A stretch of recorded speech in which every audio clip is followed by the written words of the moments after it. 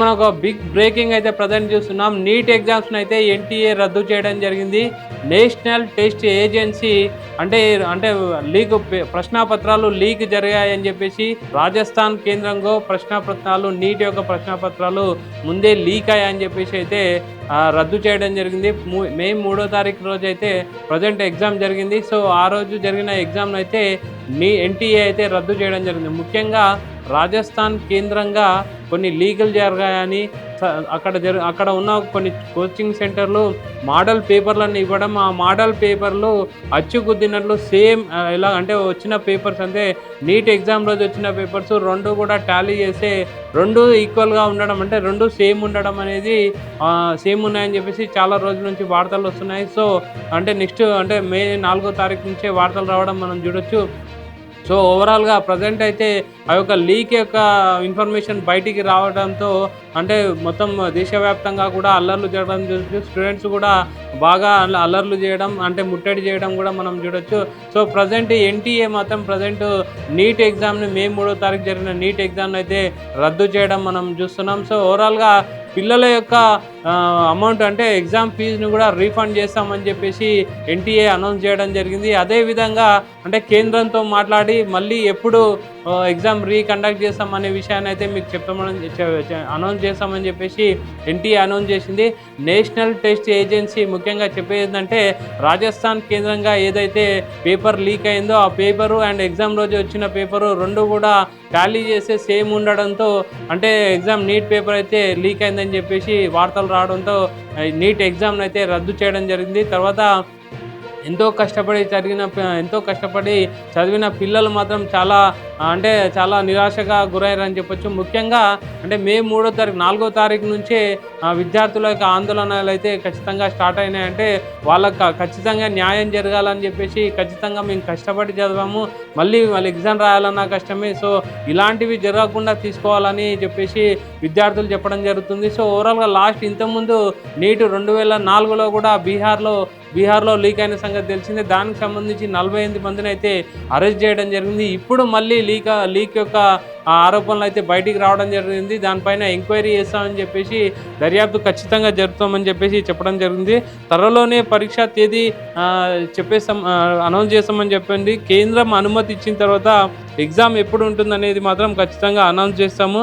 ఓవరాల్గా దేశవ్యాప్తంగా అయితే నీట్ ఎగ్జామ్స్ రద్దు చేయడం జరిగింది. మే 3వ తారీఖు జరిగిన ఎగ్జామ్లో లీక్ ఉందని చెప్పేసి క్వశ్చన్ పేపర్ ముందే లీక్ అయిందని చెప్పేసి ఎన్టీఏ అనౌన్స్ చేయడం జరిగింది. అంటే నేషనల్ టెస్ట్ ఏజెన్సీ అనౌన్స్ చేసింది నీట్ ఎగ్జామ్ను అంటే రద్దు చేస్తున్నాము, తర్వాత ఎప్పుడు ఉంటుంది కేంద్రంతో మాట్లాడినాక ఖచ్చితంగా అనౌన్స్ చేస్తామని చెప్పడం జరుగుతుంది. సో ఓవరాల్గా ఇంతకుముందు బీహార్లో జరిగింది, తర్వాత ఇప్పుడు అంటే ఆల్రెడీ 2024లో కూడా ఈ విధమైన లీక్ జరిగితే ఓవరాల్గా అంటే 48 మందిని అరెస్ట్ చేయడం జరిగింది. ప్రజెంట్ దీనిపైన కూడా దర్యాప్తు జరిపిస్తామని చెప్పేసి కూడా చెప్పడం జరిగింది. దీనికి సంబంధించి నీట్ మెంటర్ జైపాల్ గారు కూడా ఏమంటున్నారో ఒకసారి మనము ఆయన ఫోన్ లైన్లో విందాం. NEET NTA paper leak issue. So ఇది ప్రతి సంవత్సరము ఏదో ఒక ఇష్యూ పైన జరుగుతూనే ఉంటుంది. 2024, 2026, 2025లో కొంత ప్రశాంతంగా జరిగింది, ఎక్కడ కూడా ఇలాంటి న్యూస్ అయితే వినలేదు. ఇక 2026కు వస్తే కనుక 2026లో ఒక రాజస్థాన్ అనే ఏరియాలో ఒక మోడల్ పేపర్ అయితే ఇష్యూ చేశారు. ఆ మోడల్ పేపర్స్ దాదాపుగా ఒక 300 క్వశ్చన్స్, ఇంపార్టెంట్ క్వశ్చన్స్ అని చెప్పేసి ఒక మోడల్ పేపర్ ఇష్యూ చేశారు. ఆ మోడల్ పేపర్స్ చాలా మంది పిల్లలు కూడా కొన్ని లక్షలు పెట్టి తీసుకున్నారని 50,000, 1 lakh, 2 lakhs, up to 5 lakhs వరకు కూడా ఇలా మోడల్ పేపర్ మేము ఇంపార్టెంట్ క్వశ్చన్స్ ఇస్తాం, డెఫినెట్గా దీంట్లోకి క్వశ్చన్స్ వస్తాయని చెప్పేసి అంటే చాలా మంది పేపర్స్ తీసుకున్నారు. దాంట్లో 300 క్వశ్చన్స్, 400 క్వశ్చన్స్ ఇంపార్టెంట్ క్వశ్చన్స్ ఉన్నాయని తీరా ఎగ్జామ్ చూసి వచ్చిన తర్వాత ఏదైతే ఇప్పుడు నీట్ 2026 ఎగ్జామ్ అయితే మే 3rd రోజు అయితే రాశారో అదే ఎగ్జామ్లో ఉన్నటువంటి క్వశ్చన్స్ ఏవైతే ఉన్నాయో ఆ క్వశ్చన్స్ అన్నీ కూడా దాదాపుగా 140 క్వశ్చన్స్ ఎగ్జాక్ట్గా మ్యాచ్ అయినాయి అని చెప్పేసి చెప్పారు. అయితే దీనిపైన రాజస్థాన్ గవర్నమెంట్ స్పందించకపోవడంతో అంటే పిల్లలు కంప్లైంట్ ఇచ్చినా స్పందించకపోవడంతో ఆ రాజస్థాన్లో ఎవరైతే పేపర్ తీసుకున్నారో ఆ పిల్లలు కొంతమంది అరే మనకే కాదు ఇలా చాలా జరిగి ఉంటుంది కదా అని పేపర్ తీసుకున్నటువంటి కొంతమంది స్టూడెంట్స్ ఏం చేశారు, ఎన్టీఏకి మెయిల్ చేశారు, ఎన్టీఏకి కంప్లైంట్ చేశారు. ఎన్టీఏ వెంటనే రియాక్ట్ అయిపోయి రాజస్థాన్ పోలీస్ డిపార్ట్మెంట్కి కాల్ చేసి ఇలా జరిగిందంట, దీనిపైన ఎంక్వైరీ చేయండి అని చెప్పేసి ఒక స్టేట్మెంట్ అయితే పాస్ చేసింది. ఆ ఎంక్వైరీలో ఒక 10 to 15 మెంబర్స్ని, అంటే అనుమానం కొద్దీ ఒక 10-15 మెంబర్స్ని అయితే అరెస్ట్ చేశారు, అదుపులోకి తీసుకున్నారని చెప్పేసి మనం ఆల్రెడీ న్యూస్లో వచ్చినటువంటి ఆర్టికల్స్ అయితే చూసాం. సో ఇప్పటి వరకు అది ఎంతవరకు నిజము ఏంటి అనేది తెలియదు. సో కంక్లూజన్ ఏంటంటే, మనకు ఎప్పుడు కానీ ఏ కోచింగ్ సెంటర్ అయినా కొన్ని మోడల్ పేపర్స్ కండక్ట్ చేస్తూ ఉంటుంది, కొన్ని ఇంపార్టెంట్ క్వశ్చన్స్ అని ఇస్తూ ఉంటుంది. మరి నిజానికి అలా నిజంగా ఎగ్జాక్ట్గా మ్యాచ్ అయినా మ్యాచ్ కాలేదా అనేది తెలియదు. అయితే ఈ విషయం పైన సోషల్ మీడియాలో దుమారం అయిపోతుంది. సో దీనిపైన స్పందించినటువంటి ఎన్టీఏ ఒక ప్రెస్ రిలీజ్ చేసింది మనకు 10th రోజు.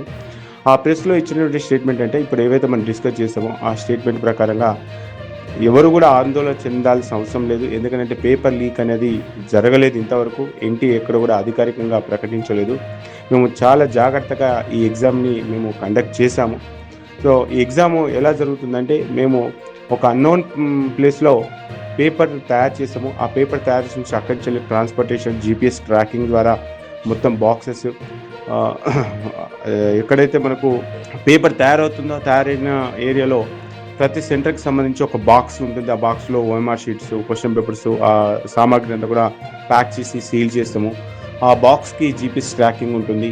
ఆ ట్రాన్స్పోర్టేషన్ సంబంధించిన వెహికల్స్ ఏవైతే ఉన్నాయో వాటికి కూడా GPS ట్రాకింగ్ ఉంటుంది. ఇక ఆ పేపర్ ఓపెన్ చేస్తే కనుక పేపర్లో డెఫినెట్గా ఒక వాటర్ మార్క్ ఉంటుంది. ప్రతి క్వశ్చన్ పేపర్కి ఏ కోడ్ అయితే ఉంటుందో ఆ కోడ్తో వాటర్ మార్క్ అవుతుంది. ఆ క్వశ్చన్ పేపర్ ఎక్కడ ఏ సెంటర్కి మూవ్ కావాల్సింది, ఎక్కడ లీక్ అయింది అనేది ఈజీగా తెలుసుకోవచ్చు అనమాట ఆ వాటర్ మార్క్తో. సో అట్లాంటి చర్యలన్నీ కూడా ఎన్టీఏ తీసుకుంది. దీంతోపాటు ప్రతి సెంటర్లో CC కెమెరాలు అరేంజ్ చేయడం కానీ,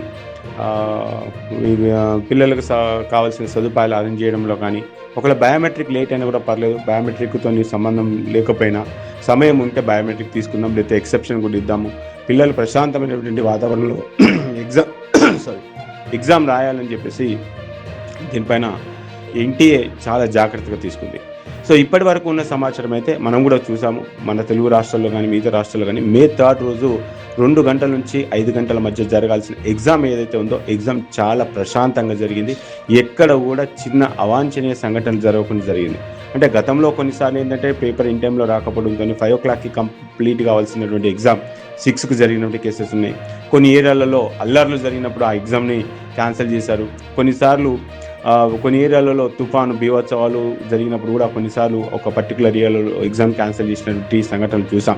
బట్ 2026లో మొట్టమొదటిసారిగా ఎక్కడ కూడా చిన్న ఇష్యూ కూడా జరగలేదు. సో అంత ప్రశాంతంగా జరిగినటువంటి ఎగ్జామ్. మరి మనకు May 7వ తారీఖు నాడు ఇలాంటి ఇష్యూస్ అయితే వచ్చాయి. మరి అది ఎంతవరకు నిజము ఏంటి అనేది తెలియదు. సో దీనిపైన ఎన్టీఏ స్పందిస్తే ఏం చేసిందంటే, అది ఒక ఆరోపణలు మాత్రమే, అనుమానం మాత్రమే, పేపర్ అనేది లీక్ కాలేదు అనేది స్పష్టం చేసింది. ఇక దీంతో పాటు ఇంకొక విషయం కూడా నేను చెప్పాలనుకున్నా. సేమ్ ఇదే విధంగా 2024 కూడా పేపర్ లీక్ అయింది. అప్పుడు సుప్రీంకోర్టు దాకా కోర్టులో కేసు అయింది. 2024 ఒకటి కాదండి, పేపర్ లీక్ అయిందని ఒకరు పేపరు తీసుకెళ్ళేసి ఒక అపార్ట్మెంట్లో కూర్చుండబెట్టి ఒక 10 మందితోని ఎగ్జామ్ రాపిచ్చారని అలాంటిది ఒక కేసు. ఆ పేపర్ దొరికిన తర్వాత ఆ పేపర్ని కాలబెట్టడం, దానికి సంబంధించిన ఎవిడెన్సెస్ కూడా బీహార్ పోలీసులు పట్టుకోవడం, ఇదంతా కూడా 2025లో జరిగింది. ఒకనొక సిచ్యువేషన్లో సుప్రీంకోర్టు కూడా ఏం చెప్పిందంటే, 1% ఉన్నా సరే రీనీట్ కండక్ట్ చేస్తామని సుప్రీంకోర్టు అలా హియరింగ్ల మీద హియరింగ్లు అయిపోయిన తర్వాత 2025లో సో అది పేపర్ లీక్ అయితే అయింది అనేది ఒక అవగాహనకు అయితే వచ్చింది. ఆ తర్వాత సుప్రీంకోర్టు ఏం చేసింది, ఉన్న పలంగా ఇంతమందికి అంటే 24 లక్షలు 25 లక్షల మంది రాసినటువంటి ఎగ్జామ్ని మళ్ళీ రీకండక్ట్ చేయాలంటే అంత ఈజీ కాదు. సో మరి 2024లో ఎక్కడైతే మనకు ఆ పేపర్ లీక్ అయితే ఎంతవరకు స్ప్రెడ్ అయిపోయింది ఏంటి, దానిపైన విచారణ చేసి ఆ పర్టికులర్ సెంటర్స్ పైన, ఆ పర్టికులర్ ఏరియా పైన మీరు రీనీట్ కండక్ట్ చేయాలని చెప్పేసి అలాంటి స్టేట్మెంట్ అయితే పాస్ చేసింది. అంటే కన్క్లూజన్ ఏంటంటే 2024లో పేపర్ లీక్ అయిందని చెప్పేసి అన్నటువంటి సుప్రీంకోర్టు ఒక సిచ్యువేషన్లో మిగతా విద్యార్థుల భవిష్యత్ దృష్ట్యా, ఎందుకంటే అంత ఈజీ కాదు కదా ఎగ్జామ్ మళ్ళీ రీకండక్ట్ చేయాలంటే, సో వాళ్ళ దృష్ట్యా చదువుకున్న పిల్లలు చాలా నష్టపోతారని చెప్పేసి ఆ విధంగా ఆలోచించి 2024లో కొన్ని సంఘటనలు జరిగినప్పటికీ కూడా అప్పుడే రీనీట్ కండక్ట్ చేయలేదు. అది అసాధ్యం అని చెప్పేసి క్లియర్ కట్గా 2024లో మనకు సుప్రీంకోర్టు ఇచ్చింది. మరి ఇప్పుడు 2025కి వచ్చేస్తే మరి పేపర్ లీక్ అనేది అంటే ఎగ్జామ్లో రాసినటువంటి పేపర్ ఏదైతే ఉందో అదైతే బయటికి రాలేదు. ఎక్కడో మోడల్ పేపర్లో ఉన్నటువంటి కొన్ని క్వశ్చన్స్ మ్యాచ్ అయినాయనే ఒక అనుమానం ఆరోపణలు వచ్చాయి తప్ప సో దీని గురించి ఎవరు కూడా మనం టెన్షన్ పడాల్సిన అవసరం లేదు. ఎందుకంటే 2024లో జరిగిన సంఘటన 2026లో జరిగిన సంఘటన రెండు కూడా చాలా వ్యత్యాసం ఉంది. సో కాబట్టి అప్పుడే అంటే 2024లో పేపర్ లీక్ అయిందని చెప్పేసి నమ్మినప్పటికీ కూడా అప్పుడే రీనీట్ కండక్ట్ చేయలేకపోయారు. సో 2026లో రీనీట్ కండక్ట్ చేయడం అనేది అసాధ్యము, అది సాధ్యం కాని పని. కాబట్టి పిల్లలు ఎవరు కూడా పేరెంట్స్ ఎవరు కూడా దీనిపైన అనవసరంగా రాద్ధాంతం చేయొద్దు. మనకి సోషల్ మీడియాలో వచ్చేటువంటి ఏవైతే పోస్టులు ఉన్నాయో అవన్నీ కూడా నమ్మొద్దు. అయితే దీంట్లో కూడా కొన్ని మనకు ఎడ్యుకేషన్కి సంబంధించిన యాప్స్ డెవలపర్స్ ఎవరైతే ఉంటారో సో వాళ్ళు ఏం చేస్తున్నారంటే పేపర్ అనేది లీక్ అవుతుంది, సో మళ్ళీ మీరు ప్రిపేర్ కావాలని చెప్పేసి అలా కొన్ని ఈ ఎడ్యుకేషన్కి సంబంధించినటువంటి ఏవైతే యాప్స్ ఉన్నాయో ఆ యాప్స్ ప్రమోటర్స్ అయితే దీన్ని కొంచెం హైలైట్ చేసుకుంటూ వాళ్ళు దీన్ని ఎన్కాష్ చేసుకోవాలని చెప్పేసి కొన్ని సోషల్ మీడియాలో అవాస్తవాలు కూడా ప్రచారం చేస్తున్నారు. కాబట్టి దీనిపైన విద్యార్థులు కానీ స్టూడెంట్స్ కానీ అందరూ కూడా కొంత అలర్ట్గా ఉండాలి. సో ఏదైనా సరే సోషల్ మీడియాలో వచ్చింది ప్రతి ఒక్కటి కూడా నిజం కాదు, కొంతవరకు నిజం ఉన్నప్పటికీ కూడా వాస్తవాలు ఏంటి అవాస్తవాలు ఏంటిది ఎప్పటికప్పుడు ఎన్టీఏకి సంబంధించిన వెబ్సైట్ మనం చూసుకుంటూ దానిపైన మనం అప్డేట్ చేసుకున్న ప్రయత్నం చేద్దాం. సో కాబట్టి ఎన్టీఏ ఇప్పటి వరకు ఇచ్చినటువంటి గైడ్లైన్స్ ప్రకారంగా ఎక్కడ కూడా అవకతవకలు కాలేదు, జస్ట్ ఆరోపణలు అనుమానాలు మాత్రమే. ఆ ఇన్వెస్టిగేషన్ పూర్తయిన తర్వాత పూర్తి సమాచారం అయితే వస్తుంది. సో ఆ తర్వాతనే తెలుస్తుంది.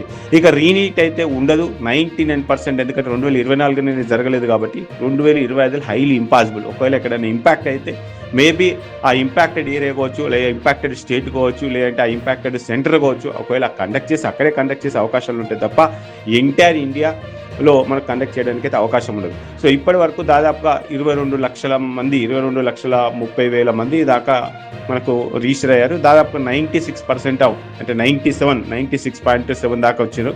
అంటే 97% ఆఫ్ అటెండెన్స్ అవుతుంది. తెలంగాణ నుంచి దాదాపుగా 70,000 మంది, ఆంధ్రప్రదేశ్ నుంచి చెక్ చేసుకుంటే ఒక 50,000 మంది కూడా మనకు ఎగ్జామ్ రిజిస్టర్ అయినట్టు మనకు ఒక ఇన్ఫర్మేషన్ అవుతుంది. సో ఇక రానున్న రోజుల్లో ఎగ్జామ్ రిజల్ట్స్ కోసం వెయిట్ చేయాలి. బట్ ఈ ఇష్యూతోని ఇప్పుడు ఎన్టీఏ రిజల్ట్స్ ఇచ్చే పరిస్థితి కూడా ఉండకపోవచ్చు, ఎందుకంటే అక్కడ కేసు దర్యాప్తులో ఉన్నప్పుడు, కేసు జరుగుతూ ఉన్నప్పుడు ఎన్టీఏ ఉన్న పరంగా రిజల్ట్స్ అయితే ఇవ్వకపోవచ్చు. అయితే గత సంవత్సరంతో పోల్చుకుంటే ఈ 2-3 సంవత్సరాలతో పోల్చుకుంటే 2024లో చాలా ఈజీగా వచ్చింది, 2025లో చాలా హార్డ్గా వచ్చింది. ఇప్పుడు కూడా 2026లో పేపర్ కూడా ఈజీగా రావడంతో ఈ చాలామంది నీట్ మెంటర్స్ కానీ ఎడ్యుకేషన్ ఇన్స్టిట్యూషన్స్ కానీ ఇది ఏ లెవెల్లో పేపర్ ఉంటుంది అనేది ప్రిడిక్ట్ చేయలేకపోతున్నారు. ఇదే ఓ రకంగా బాధ ఉంటే ఇప్పుడు ఉన్నటువంటి మనము వార్తల్లో వచ్చినటువంటి కథనాలు ఎన్టీఏ పేపర్ లీక్ అని చెప్పేసి ఇలా రకరకాల కథనాలు వస్తున్నాయి. సో దీనిపైన పూర్తి స్థాయిలో దర్యాప్తు జరిగితే కానీ ఏ విషయం తెలియదు. సో ఏదైనా సరే ఎన్టీఏకి సంబంధించి అప్డేట్ ఉంటేనే మనం దాన్ని బిలీవ్ చేయాలి తప్ప ఇలాంటి ఫేక్ వాస్తవాలు నమ్మొద్దు.